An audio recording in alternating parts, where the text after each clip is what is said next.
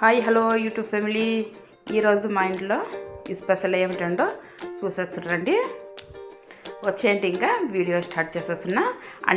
కావాల్సిన అన్ని మసాలా అన్నీ ముందుగా నేను తయారు చేసి పెట్టేస్తున్నాను. ఆ తర్వాత బియ్యం కూడా అన్నీ కడిగి నానబెట్టేసిన. ఇప్పుడు నేను కావాల్సిన ఎర్రగడ్డ, పచ్చిమిరపకాయ, గరం మసాలా మనకు కావాల్సిన అన్నీ ముందుగా వేయించుకోవాలన్నమాట. ఆ తర్వాత నేను అల్లం వెల్లుల్లి పేస్ట్, మసాలా, ధనియా, గరం మసాలా, ఉప్పు, కారం పొడి అన్నీ వేసి కలుపుకోవాలి. కొంతసేపట్ల కలిపేసిన తర్వాత అన్నీ బాగా మంచిగా కలిపేసిన తర్వాత పుదీనా కొత్తిమీర కూడా వేసి ఇది కూడా బాగా కలిపేసినాను.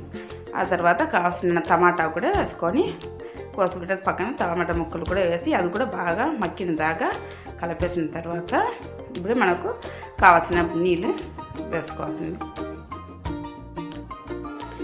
నేను ఎసురు కింద కావాలో ఆ ప్రకారం నీళ్ళు వేసేస్తున్నాను. నీళ్ళు కొద్దిగా వేడైన తర్వాత నేను కడిగి నానబెట్టి ఉన్న రైస్ ఉంది కదా, అది కూడా దీనిలో వేసి కలిపేసేయాలి.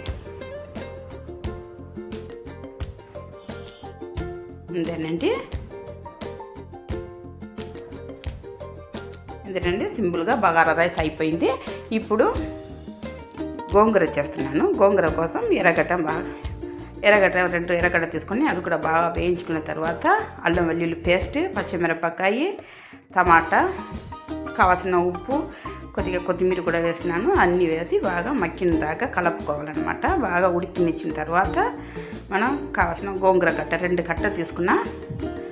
2 నుంచి 3 కట్టల దాకా తీసుకున్నాను. అది కూడా వేసి 2 సీటు వచ్చిన దాకా ఉడకబెట్టుకోవాలి. ఇంతేనండి, ఇది కూడా అయిపోయింది. ఇప్పుడు నేను ఎగ్ చేస్తున్నాను, బాయిల్ ఎగ్. ఇది కూడా కొద్దిగా కారంగా మసాలా వేసి స్పైసీ ఎగ్ మసాలా లాగా చేస్తున్నాను. ముందుగా ఇది కొద్దిగా నూనె వేసి వేయించుకోవాలన్నమాట. కొద్దిగా ఎర్రగా వచ్చిన తర్వాత ఇది పక్కన ఎత్తి పెట్టేసేయాలి. చూడండి, ఇంతదాకా వచ్చిన దాకా కొద్దిగా అట్లా ఫ్రై చేసుకోవాలి. ఇప్పుడు ఇది నేను తీసి పక్కన పెట్టేస్తాను. ఈ కలర్ వస్తే చాలు. మరి ఎంత ఎక్కువసేపు మనం వేయించినాం అనుకోండి కొద్దిగా అది గట్టిగా అయిపోతుంది అనమాట. కొద్దిగా డ్రై అయిపోతుంది, హార్డ్ అయితే బాగుంటుంది. కొద్దిగా ఇట్లా మెత్తగా ఉండాలంటే మనం కొంతసేపు అట్లా కొద్దిగా బ్రౌన్ కలర్ వచ్చిన దాకా, లైట్ బ్రౌన్ వచ్చిన దాకా మనం అట్లా వేయించుకుంటే సరిపోతుంది. ఇప్పుడు అదే నూనెలో అదే కడాయి, ఇప్పుడు నేను ఎక్కి వేయించినాం కదా, అదే కడాయిలోనే కొద్దిగా అల్లం వెల్లుల్లి పేస్ట్ వేసిన, దాంతోపాటు కొద్దిగా నీళ్ళు వేసి కొద్దిగా బాగా ఎర్రగా అయిన తర్వాత అది కూడా ఫ్రై అయిన తర్వాత దీనిలో మనకు కావాల్సిన మసాలా, మిరియాలు, కొద్దిగా పసుపు, కారం పొడి, కొద్దిగా ధనియా పొడి కూడా వేసినాను. కొద్దిగా మసాలా అన్నీ కలిపి మనకి ఏ మసాలా మామూలుగా మన రెగ్యులర్ ఇంట్లో మనం వాడే మసాలాని ఆ మసాలా వేసి కలిపిన తర్వాత ఇది టమాటా పేస్ట్ అన్నమాట. టమాటా పేస్ట్ కూడా వేసి కొద్దిగా కలిపేసాలన్నమాట. దీనిలో వేరే ఇంకా ఏమి అవసరం లేదు, ఇది మాత్రమే.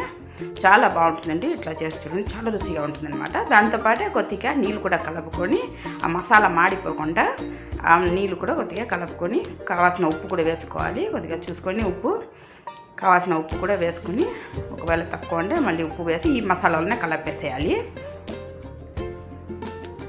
ఇంకా కొంతసేపు అట్లా వేయించాలన్నమాట. కొద్దిగా బాగా గట్టిగా దగ్గర పడాలి, ఇట్లా నీళ్ళుగా లేకుండా మసాలా కొద్దిగా నూనె అంతా బయటికి వచ్చిన దాకా వేయించుకున్న తర్వాత మనం పక్కన ఎత్తి పెట్టిన ఎగ్ ఉంది కదా, ఆ ఎగ్ కూడా వేసి అట్లా మనం తిప్పేయాలన్నమాట. చెంచా గరిటెతో తిప్పితే అది విరిగిపోతాయి అన్నమాట. అందుకనేసి అట్లా కడాయితోనే అట్లా తిప్పేసేయాలన్నమాట. ఆ తర్వాత నిదానంగా మనం అట్లా అన్నీ కలిపేసేయాలి.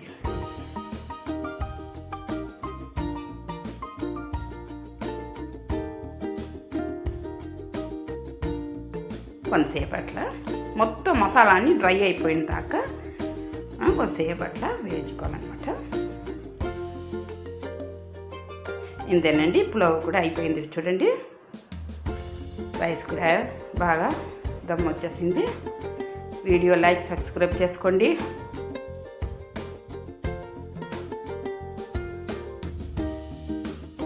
ఇంకొక మళ్ళీ కొత్త వీడియో తీసుకొస్తాను.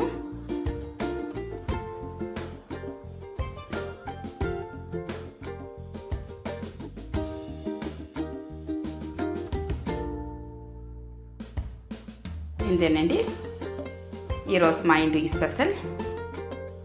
వీడియో నచ్చితే లైక్ సబ్స్క్రైబ్ చేసుకోండి.